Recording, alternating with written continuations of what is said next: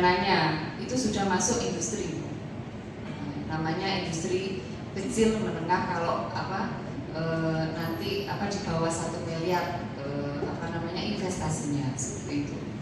Nah, apa bedanya dengan UMKM? Dengan kan yang sering didengar UMKM ya, itu kan memang kami ada koperasi dan dinas perindustrian perdagangan itu beririsan tugas kami. Nah, kalau UMKM itu tidak harus ada produksinya.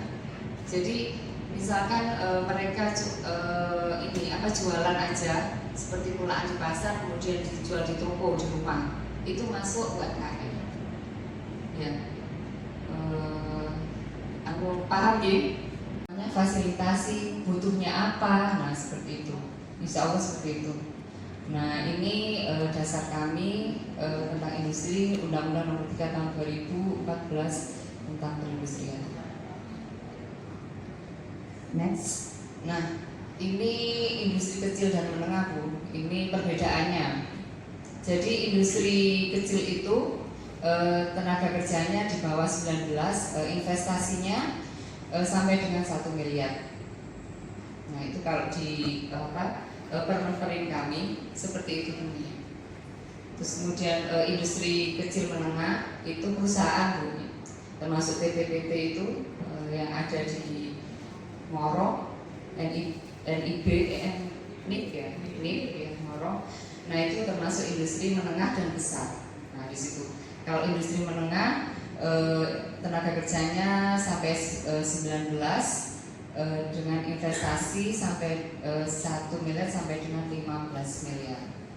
Itu yang menengah, itu yang kita tangani ibu perusahaan-perusahaan itu dikarenakan selama masa pandemi tahun 2020 lalu pertumbuhan ekonomi kontraksi hingga min 1,1 itu di masa Covid, jadi sampai min. Kemudian berdasarkan PDRB lapangan usaha di Kabupaten Mojokerto menyumbang ekonomi terbesar pengolahan yang terbesar itu makanan minuman selama Covid sampai dengan sekarang. Itu IKM, UMKM yang tumbuh itu industri makanan. Ya, jadi ternyata di Mojokerto itu sangat potensi untuk mengolah industri makanan. Terus jangan salah, IKM itu merupakan penyumbang utama sektor industri pengolahan itu memperkuat dan mendukung pemberdayaan IKM. Jadi kita juga di sini pemerintah selalu memperkuat dan mendukung pemberdayaan IKM dari terutama industri-industri yang baru pengolahan makanan.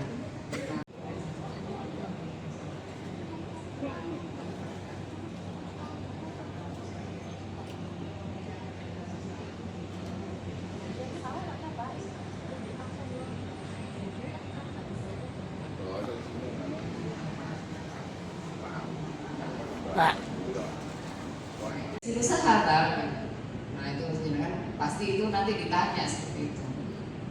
Yang ada orang-orang yang kritis itu nanti, apalagi sekarang zamannya Gen Z ya Bu ya. Gen Z itu pasti mereka tahu semua itu sudah legal lah Bu, sudah ada halalnya, ada izin edarnya. Nah nanti kita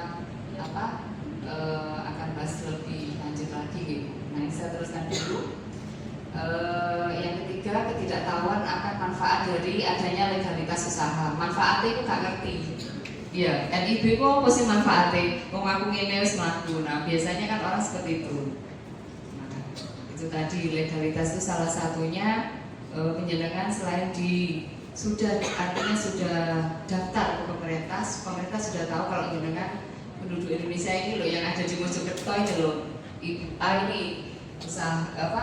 dia membuat onde-onde misalnya seperti itu. Artinya pemerintah tahu kalau penjenengan itu ada usaha di situ. Ini dibedakan dengan itu loh Bu ya, pajak ya. Pajak itu namanya NPWP, bukan NIB. Nah yang berikutnya